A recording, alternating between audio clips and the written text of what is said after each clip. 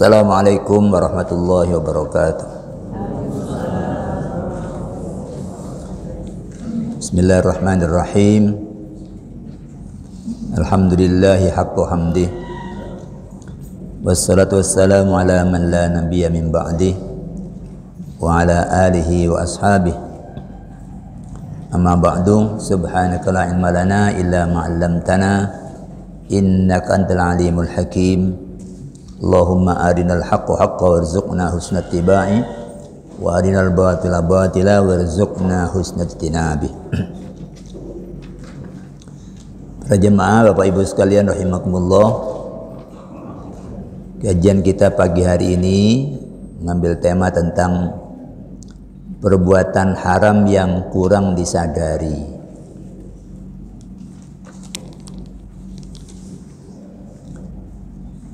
Kanjeng Rasul berpesan, sesungguhnya Allah telah menggariskan sejumlah keharaman. Innallaha harrama asya'a fala tantahikuha, maka janganlah kalian melanggarnya.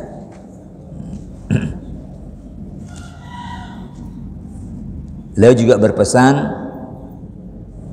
ittaqil maharima, jaga dirimu dari yang haram-haram. Takun a'badan nas, kalau kamu dapat melakukannya, niscaya kamu menjadi manusia yang paling tinggi derajat penghambaannya kepada Allah. Jadi ini menjadi barometer orang hati-hati agar tidak jatuh kepada yang haram. Itu barometer dari seberapa derajat penghambaan yang bersangkutan kepada Allah.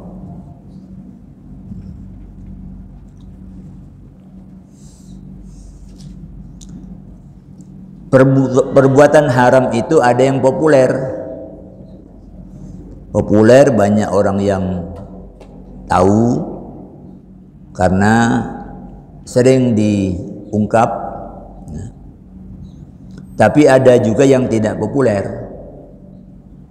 karena jarang dibahas atau karena banyak pelanggarnya sehingga rasanya itu seperti lumrah.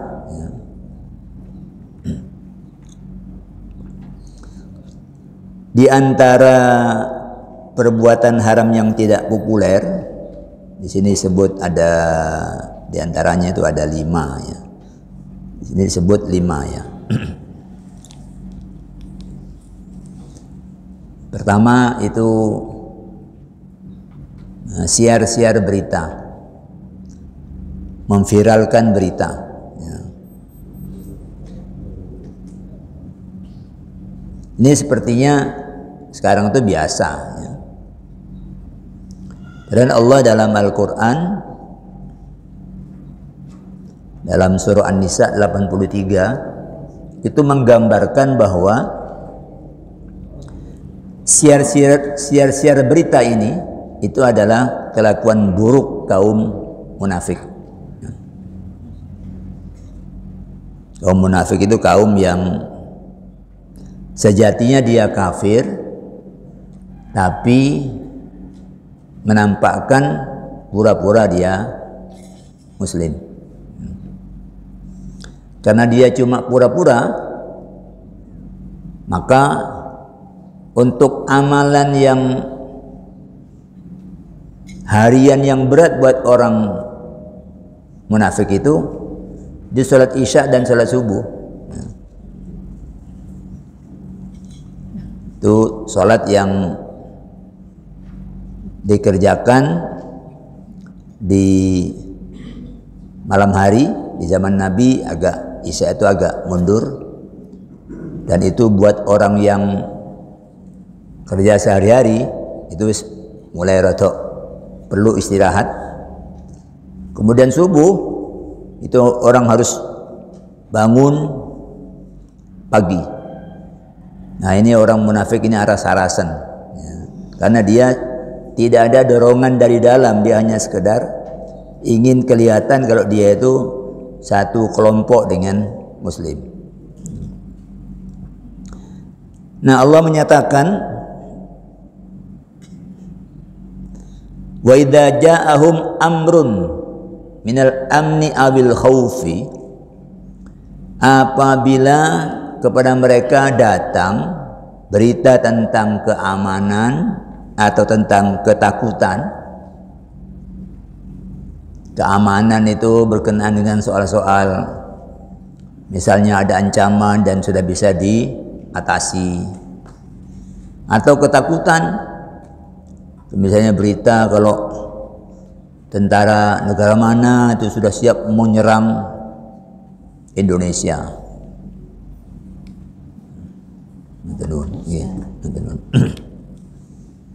Atau ada berita tentang penyakit yang menular dengan cepat. Mereka ini segera siar-siar.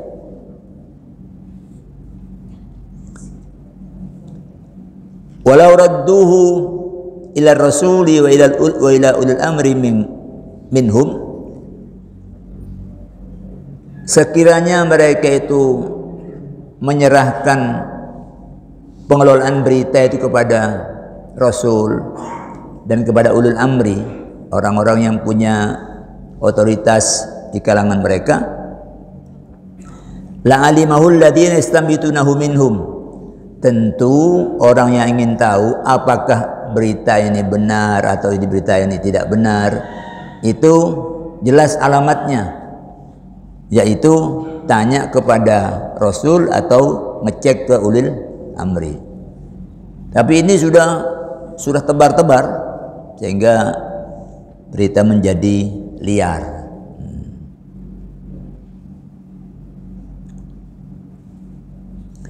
Walaula fadlullahi alaikum, dan seandainya tidak ada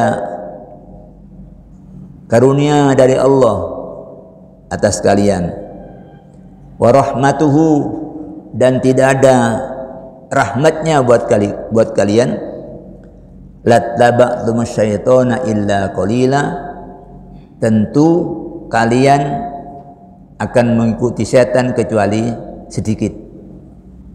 Artinya akan katut-katut kebawa-bawa pada kebiasaan mensiar-siarkan berita.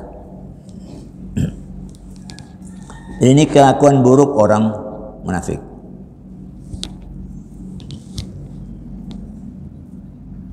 Firman Allah ini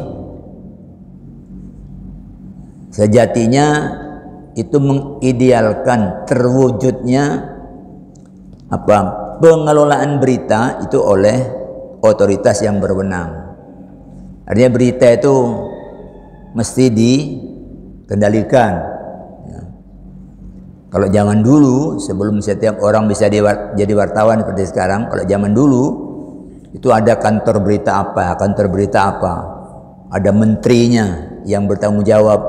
Nanti kalau situ salah itu disanksi. Ya. Kalau ada orang yang keberatan diberi hak untuk hak jawab. Ya itu yang bagus. Islam mengidealkan itu. Kalau sekarang namanya mainstream, ya. Berita yang dikelola oleh lembaga yang berwenang, nanti masuk ke televisi, masuk ke koran, semua itu berizin, dan kalau ada apa-apa itu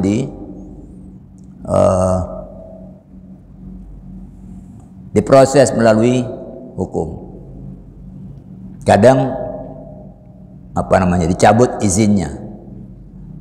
Kalau kantor berita itu punya indikasi untuk mempengaruhi masyarakat sehingga terjadi kekacauan secara sosial. Jadi pengelolaan berita itu penting karena berita itu ada yang benar, ada yang tidak benar. Ada yang beritanya lengkap sehingga gambarannya itu utuh, ada yang sepotong-sepotong. Akhirnya kalau berita jadi liar, itu akan terjadi, bisa jadi keresahan di masyarakat, ya.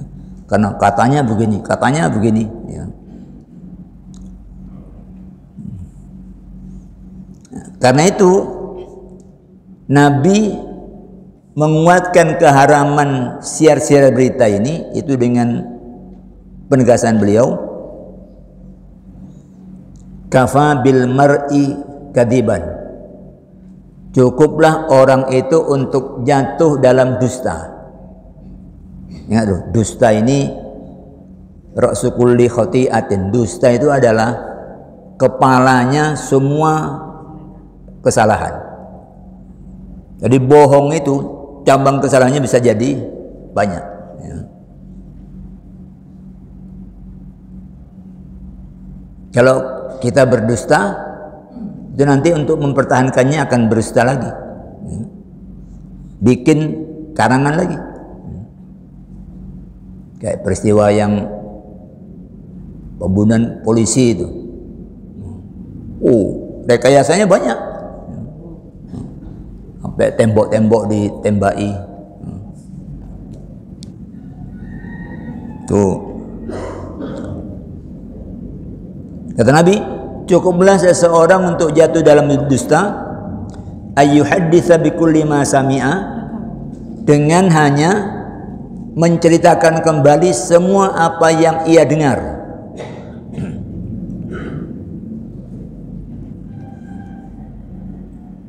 Itu sudah cukup. Artinya untuk masuk neraka itu nggak perlu melakukan yang lain. Cukup ini, kerjakan dengan tekun tiap hari. Nah, kata Nabi, dia pasti jatuh dalam dusta karena berita itu yahtamilu sidqa wal khata. Dia punya kemungkinan benar, punya kemungkinan salah berita itu. Maka orang Islam itu disuruh untuk tabayyun. In ja'akum fasikum binaba'in fatabayyanu. Kalau orang fasik datang kepada kamu dengan membawa berita, fatabayyanu, kamu cek dulu. Jangan segera percaya. Kan sering kita itu gupuh oleh berita yang ini anak ibu kecelakaan ini. Terus nanti mau dia disuruh transfer, mau sudah ruwet itu. Jadi menghadapi sesuatu itu, perintah agama orang beriman itu tenang, tabayyun dulu. Yeah. Antusibu qauman bijahalatin, supaya kamu tidak kadung melakukan tindakan, menimpakan tindakan pada sesuatu kaum bijahalatin karena dasar kebodohan, karena dasar ketidaktahuan, lalu kamu menjadi menyesal. Fatas bihu nadimin, nanti kamu akan menjadi nyesal. Dia bilang, ini loh orang yang kemarin gonceng bojomu, langsung dihadang, langsung diantemi. Orang tidak ngerti apa-apa.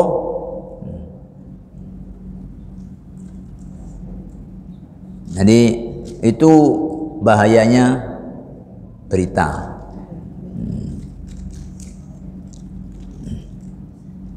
Ini seperti kurang disadari kalau ini haram, karena sekarang hampir,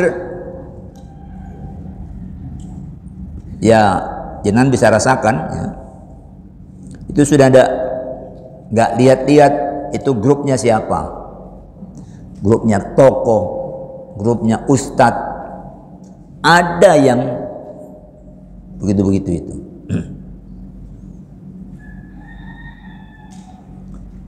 Satu. Yang kedua, melaknat dan merendahkan pelaku dosa. Ini kan rasanya pantas aja dia melanggar. Kalau dilaknat, direndahkan, pantas. Kan gitu pikiran kita itu. Tapi sahabat Abu Hurairah itu meriwayatkan bahwa utiya lin Nabi sallallahu alaihi wasallam rajulun qad syariba. Kata Abu Hurairah, telah didatangkan kepada Nabi seorang laki-laki yang dia telah melakukan pelanggaran minum khamr. Minum khamr ini hukumannya adalah hukuman jilid, hukuman dipukul. Maka Nabi perintahkan para sahabat untuk menjatuhkan sanksi itu. Fadribuhu, kata Nabi. Jatuhkan hukuman padanya, pukulan. Maka kata Abu Hurairah, para sahabat yang mengeksekusi itu ada yang menimpakan pukulan dengan tangan kosong. Wa minna ad-dharibu biyadihi. Ada yang menimpakan pukulan dengan sandal. Wa minna ad-dharibu bina'lihi. Kemudian ada yang menimpakan pukulan dengan pakai pakaian, baju atau serban atau sajadah, itu dipakai mukul. Falamman sarafa, setelah dia sudah dihukum, lalu ada sekelompok sahabat yang melaknat dia dengan menyatakan akhzakallah, mudah-mudahan Allah melaknat kamu. Dia dilaknat, dihujat. Nabi segera merespon para sahabat yang melaknat itu dengan pernyataan, la taqulu hakadha, kamu jangan bicara seperti itu. La tu'inu 'alai syaiton, kamu jangan bantu setan. Oh, ini kan tidak main-main. Nabi menyebut bantu setan.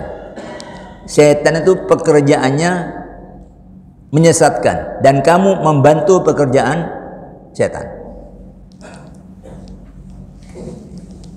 Sepertinya kan itu buat kita oke aja, bilang bangsat kamu, anjing kamu misalnya itu.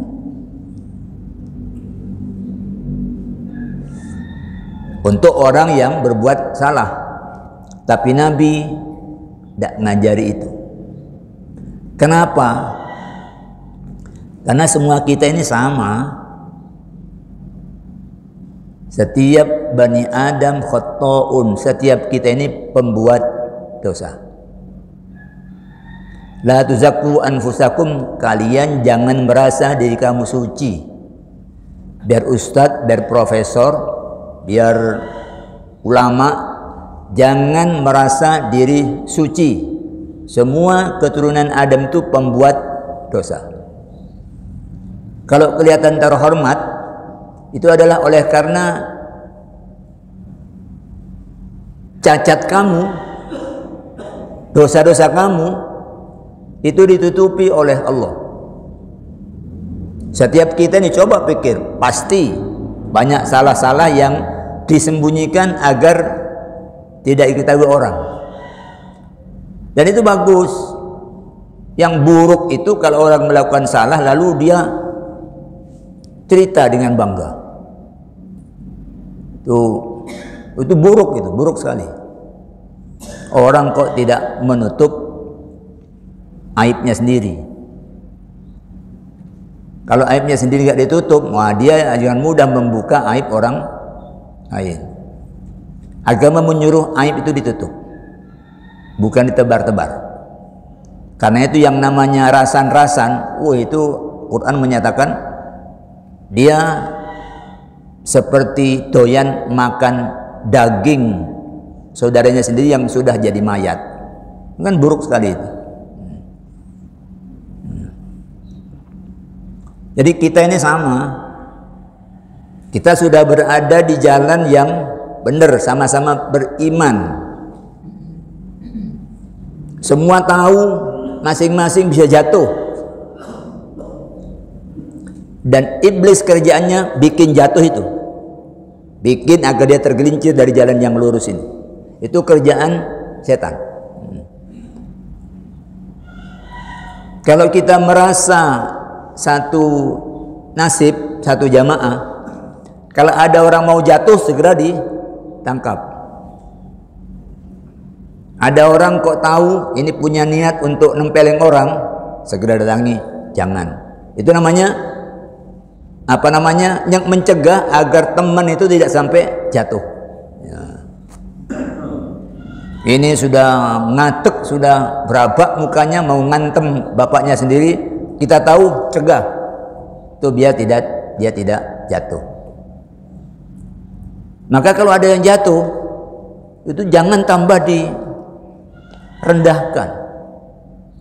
Jangan tambah ditulat-tulat. Ayo, kapok. Jangan seperti itu. Bantu dia untuk bisa kembali. Sudah dihukum, ya, tapi ayo balik. Dibantu, jangan semakin tambah ditekan. Jadi yang suka begitu, itu bantu setan, kata Nabi. Residivis itu orang-orang yang melakukan perbuatan berulang-ulang itu faktornya adalah karena dia ditampani lagi oleh pelaku yang lain yang waras, tidak melakukan tindakan yang diperlukan. Pulang ke kampung membuat dia kemudian selalu dalam rumah isin, karena setiap kita wingi sing siapapun ketemu orang itu diungkap terus. Ini orang susah untuk bangkit kembali kepada taubat. Padahal sebagus-bagus orang itu adalah yang taubat. Wa khairul khatta'ina at-tawwabun, sebaik-baik pelaku dosa, kita ini semua pelaku dosa. Sebaik-baik pelaku dosa adalah mereka yang taubat. Nah, setan gak suka ini untuk mampu bertaubat itu. Kalau kita kemudian ikut jongkrokno, tambah jatuh dia, berarti kita sedang melakukan perbuatan membantu setan.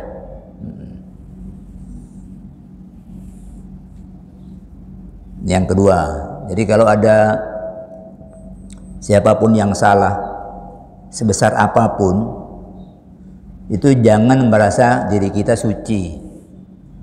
Kita mesti ingat, aku bisa seperti dia. Kalau saya sekarang selamat, iya, karena saya tidak diposisikan oleh Allah untuk berada di situ. Jangan-jangan kalau di situ saya lebih parah dari dia. Ya dihukum, ya dia bagian dari apa yang harus dia tanggung. Tapi cobalah berempati, mudah-mudahan ini yang terakhir, minimal dengan doa. Lah orang kafir aja Nabi doakan, kok ini ada konco, ada teman sesama mukmin jatuh dalam salah, kemudian sini melaknat.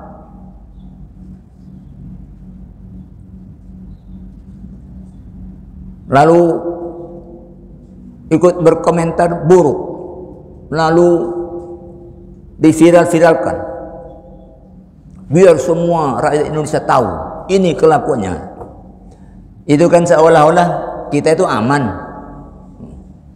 Hati-hati, kita ini tidak aman, karena iblis itu tidak pernah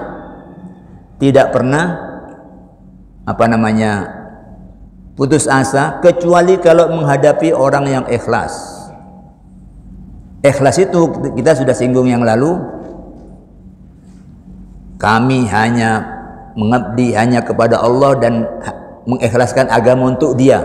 Nah, kalau menghadapi orang ini, iblis itu takluk. Ya. Orang ikhlas itu nggak bisa di apa-apa no. Karena orang ikhlas itu pokoknya aku melu pangeran.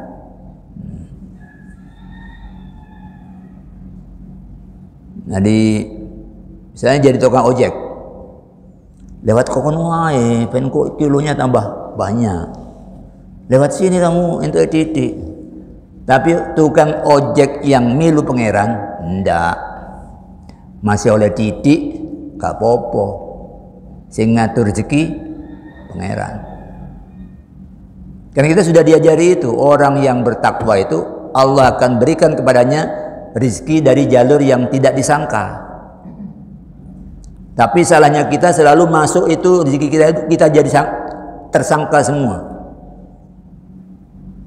Nah, kalau ini lumayan itu akeki, pokoknya di titik aja lumayan nih. Nah, seolah-olah hanya dengan cara itu kita dapat rezeki. Semua dapat rezeki itu, maling dapat rezeki, copet dapat rezeki. Tapi yang maling efeknya beda dengan yang berdagang secara jujur. Bahkan orang yang berdagang mau bertoleransi itu jalan yang berkah. Aku kaiso bayar saiki mbak, aku utang di wis ka apa-apa kewon. Itu orang yang bertoleransi. Tapi kalau ndak, wah gak iso. Enak sampean utang. Terus gitu aja bicara dengan orang. Yeah. Yang ketiga, itu tadi soal melaknat orang yang berbuat salah. Menasihati penguasa di depan umum. Jangankan penguasa, anak kita aja dinasihati di depan umum itu tidak pernah dilupakan oleh dia. Depan konco-konconya, goblok kamu ini. Wah, itu omongan itu tidak pernah dilupakan oleh anak. Jadi Islam ini punya tata krama. Jangan pokoknya benar kemudian terabas-terabas.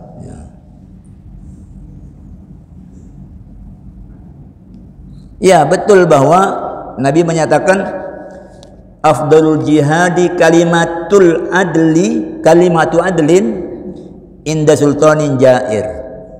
Sebaik-baik jihad itu adalah mengucapkan kalimat yang benar, yang adil, yang proporsional, ya, di hadapan penguasa yang curang.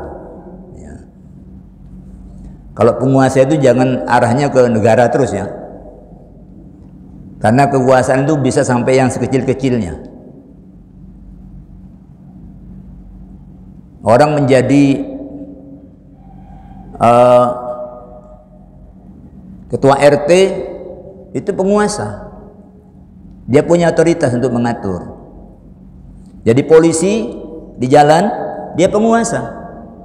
Dia punya kekuasaan untuk mengatur. Belok kiri, jangan berhenti dulu, itu dia penguasa. Jadi setiap yang punya otoritas itu bisa melakukan kecurangan. Nabi menyatakan sebaik-baik jihad itu adalah kalimatu adlin, kalimat yang adil, kalimat yang benar, kalimat yang proporsional di hadapan sultan yang curang. Ya. Iya, itu benar. Tapi Nabi menyuruh mengutarakannya dengan cara yang baik, yaitu lakukan di ruang privat. Maknanya 4 mata. Bukan terang-terangan di depan umum. Kalau sekarang di ruang publik. Ya dia di rumah, tidak kemana-mana, tapi dimasukkan ke media sosial. Itu sak dunia orang bisa baca. Orang di Amerika bisa baca, orang di Arab Saudi bisa baca. Publik sekarang itu sudah publik yang universal. Kata Nabi, man arada ayyan suhas bisultanin li sultanin bi amrin, kalau siapapun yang hendak menyampaikan nasihat kepada sultan, kepada penguasa, bi amrin, mengenai sesuatu perkara, fala yubdilahu alaniyatan, maka jangan ungkapkan itu secara terang-terangan di depan umum. Walakin liyakhud biyadihi, hendaklah ia lakukan dengan pegang tangannya, fayakhluwa bihi, lalu beda ke tempat sepi berdua, fayakhluwa bihi, kemudian fa in qabila minhu fadaka, kalau dia menerima apa yang kamu nasihatkan, ya itu sudah, tujuannya sudah tercapai. Wa illa, tapi kalau tidak, kana qad addal ladzi alaihi lahu, orang ini yang memberi nasihat ini, dia sudah menunaikan apa yang menjadi kewajibannya buat dia. Ada atasan salah, dia kan punya kewajiban untuk mengingatkan. Ya. Kalau dia sudah sampaikan, ya sudah, tugas dia sudah selesai. Tinggal ini sudah diberitahu, masih jalan terus urusan ini. Sini sudah selesai. Ini akhlak, akhlak. Tidak kemudian mau mengingatkan bupati, nulis surat terbuka. Loh. Nanti mengingatkan bojonya, siaran di masjid. Ini tidak karu-karuan. Jadi Islam itu api, bukan hanya materinya, tapi juga cara menyampaikannya. Enak masakannya, itu kalau disajikan dengan cara yang buruk, orang pergi. Sini, mau makan kamu? Badok-badok nih.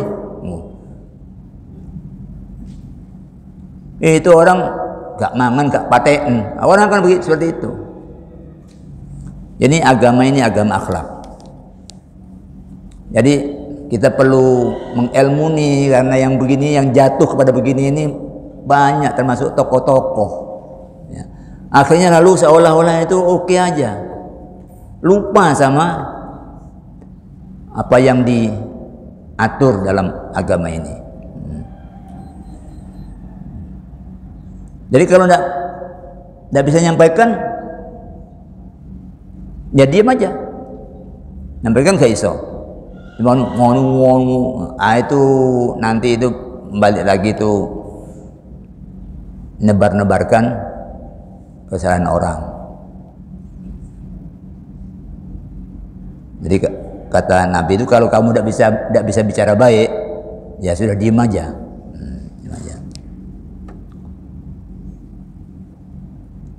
Cara ini yang dulu, yang di Quran itu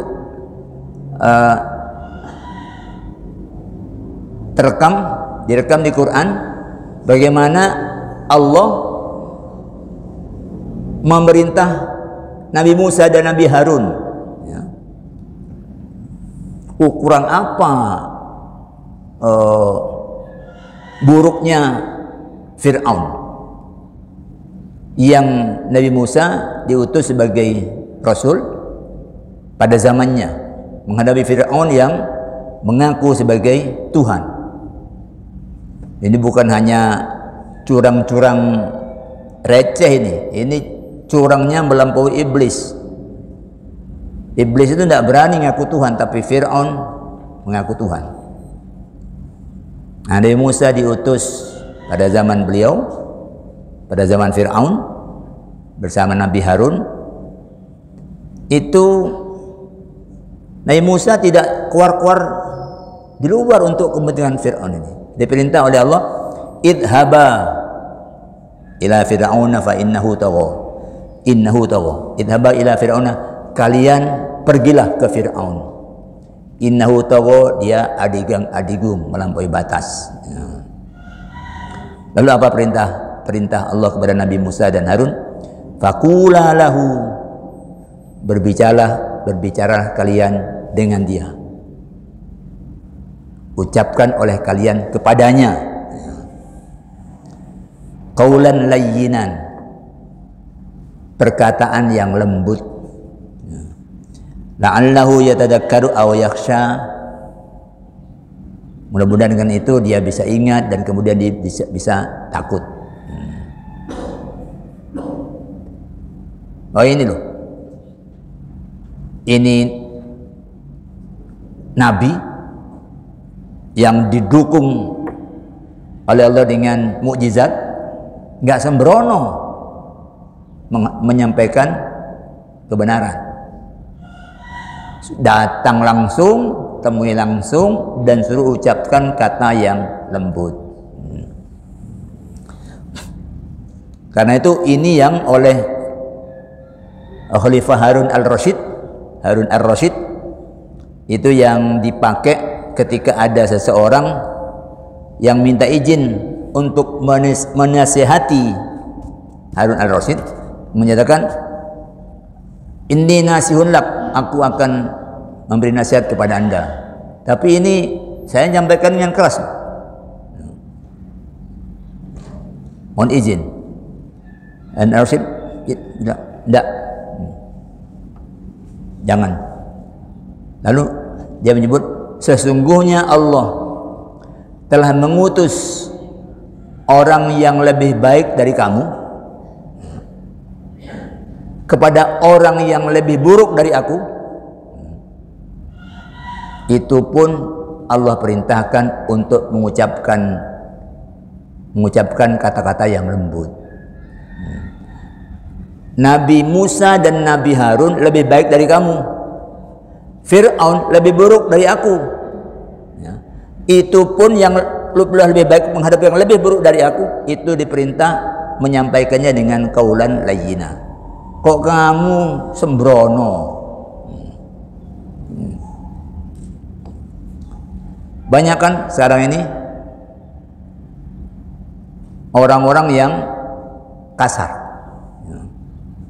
bahkan misu, bahkan nyebut iblis. Ini luar biasa ini. Bukan receh-receh, tokoh, ya. But iblis. Jadi itu apa? Ada etika. Yang keempat, saling memanggil dengan gelar-gelar yang mengandung ejekan. Manusia ini adalah makhluk yang Allah muliakan. Kok kemudian sesama makhluk yang dimuliakan oleh Allah, kok kemudian menggelari sesamanya dengan gelar-gelar yang buruk? Allah larang itu. Wala tanabazu bil alqab, kalian jangan saling memanggil dengan gelar-gelar yang sifatnya mengejek. Manusia ini makhluk yang luar biasa. Di kita kan ada ciptaan Allah ini, tembok. Tembok ini dipukul pakai yang dengan linggis, dia menengah ya apa-apa. Dihancurin, ya diem.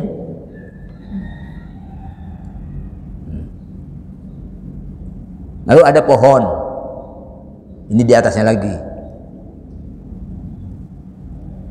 Pohon ini bisa merespons, ya. Kalau diperlakukan dengan baik, pohon itu ada respon positif. Beberapa penelitian mengenai ini sudah menyatakan, coba kalau punya pohon, coba perlakukan dia dengan baik. Bahkan saya pernah baca salah seorang mantan rektor di Jogja itu, Universitas bukan Brawijaya, apa namanya itu, UGM ya. Itu dia biasa ngelus-ngelus dan menyapa pohon yang ditanam di pekarangan dia. Sapa, dilus-lus. Itu buahnya lebat. Sehingga orang heran, kok bisa selebat ini? Dia perlakukan tuh dilus-lus, kadang diajak ngomong. Karena kalau kita kan sudah dapat penjelasan bahwa semuanya itu bertasbih memuji Allah. Kita aja yang tidak paham. Dia gak bisa jawab, tapi dia punya respon. Dicoba ada pohon gak ada perlunya, lalu kita zolimi, pecok, lihat dia nanti apa reaksinya. Dia gak bisa ngomong, tapi ada reaksi. Di atasnya lagi ada hewan. Hewan itu reaksinya terbatas. Ya, yang namanya anjing itu ya dikasih makan ya tetap huk-huk, dipukuli ya tetap huk-huk, nggak bisa yang lain-lain. Kalau kita kan kasih makan matur nuwun, dipukuli cangkrik, kan itu beda kalau kita. Jadi kita berada di tingkatan yang sedemikian rupa, kita bisa mengungkapkan perasaan itu beda dengan makhluk yang lain. Ini kok tidak disyukuri. Lalu coba, ini karena pemilu tahun 2019 kan di kita itu kan hampir gak ada manusia. Yang ada itu adalah kadrun, cebong, kampret. Ini beredar di kalangan orang-orang Islam juga, ini gelar-gelar begini dipakai juga di grup-grup tokoh-tokoh itu, hingga orang merasa oke-oke aja. Padahal Allah larang, kalian jangan saling memanggil dengan gelar-gelar yang mengejek. Ya. Budaya kita kan aslinya kan tidak begitu. Kita itu di Jawa itu bilang dan bagus badhe tindak pundi. Kabeh orang dibilang dan ayu. Itu aslinya. Tapi begitu banyak orang melakukan, katut-katut. Katut. Ini tinggalane Wali Songo lah yang dulu menyiarkan Islam ke sini, itu mengenalkan, membuat budaya-budaya lokal menjadi menghargai orang. Jadi memanusiakan manusia, jangan mengkampretkan manusia, jangan mencebongkan manusia. Allah memuliakan. Itu bagian dari cara kita untuk merawat syukur bahwa kita ini dijadikan oleh Allah sebagai makhluk yang berkelebihan dibanding banyak makhluknya yang lain. Coba kalau dulu Allah kita pilih untuk jadikan tikus, kau ono tikus itu pakai mukena, kau ono, ya, dia pipis di mana-mana, ya.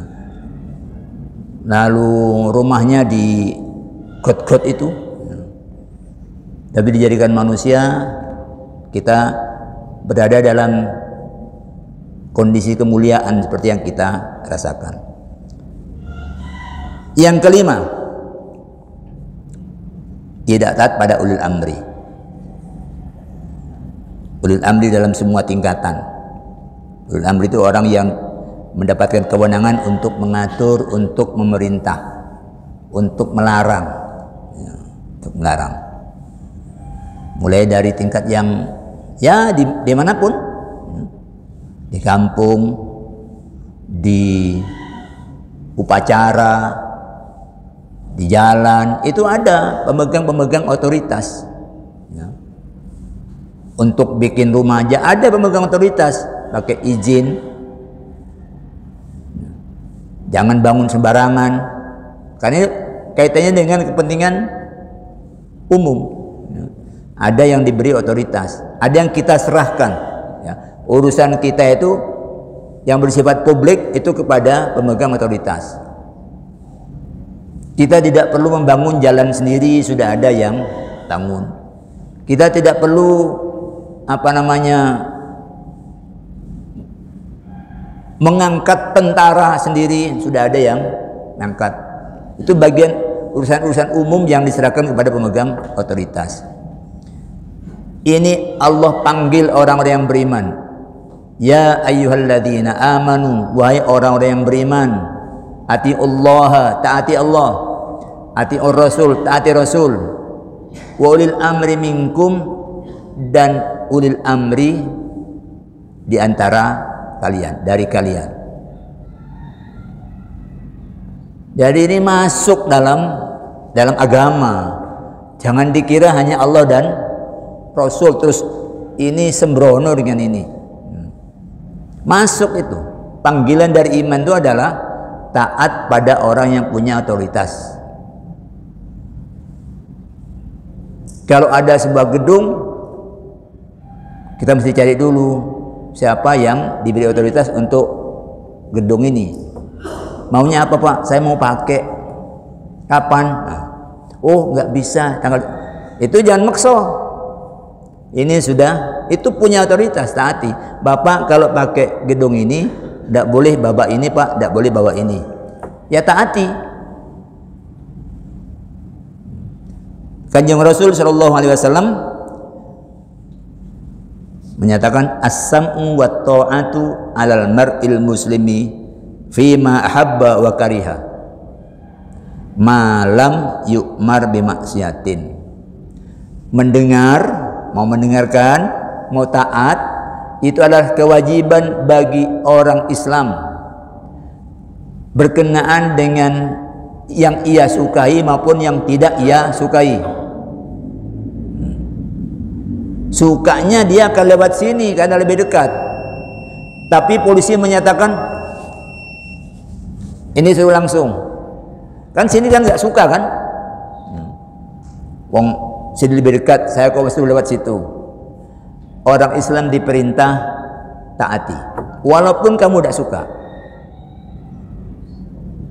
Fima habba au kariha, sepanjang malam yu'mar bi maksiatin, sepanjang ia tidak diperintah untuk melakukan maksiat. Kan kadang-kadang grundel. Aku lewat kene mau gak oleh, bareng balik muter wis buka. Ya tadi itu hambatan belum ada. Sekarang setelah kamu balik, oh sudah dibuka. Ya itu konsekuensi dari iman. Ya. Jangan sakarepe dhewe seolah-olah kita itu tidak diperintah untuk taat pada yang punya otoritas. Di masjid ini ada yang punya otoritas. Di kampung ada yang punya otoritas. Nah, itu semua ulil amri perhatikan. Di puskesmas ada yang punya otoritas. Kalau bilang, Pak, monggo ambil nomor antrian dulu, ikuti. Ya, nggak bisa aku camat, nggak iso. Camat itu urusannya bukan urusan antri untuk mendapatkan pelayanan puskesmas. Ya. Jadi kalau ini dijadikan bagian dari kesadaran imani, orang Islam itu sejatinya tertib. Ya tertib. Ya kalau ada yang tidak tertib, yang lain itu mengingatkan. Mas, Jangan bolak-balik klakson. Ini yang lain ini terganggu klakson sampai niku, diingatkan. Ya. Saya kira itu tema kita pagi hari ini, perbuatan haram yang kurang disadari, kurang disadari, karena mungkin kurang diungkap, ya, sehingga yang kelihatan yang haram itu minum khamr, berzina, mencuri, berjudi, kayaknya haram itu cuma itu. Ya. Padahal Nabi menyatakan, jaga dirimu dari yang haram-haram. Kalau kamu bisa lakukan itu, kamu akan menjadi manusia dengan tingkat penghambaan yang tertinggi. Mudah-mudahan bermanfaat. Kita tutup dengan hamdalah, alhamdulillahirabbil alamin. Aqulu qouli hadza wa astaghfirullah li wa lakum. Wassalamualaikum warahmatullahi wabarakatuh. Astaghfirullah rabbal baraya.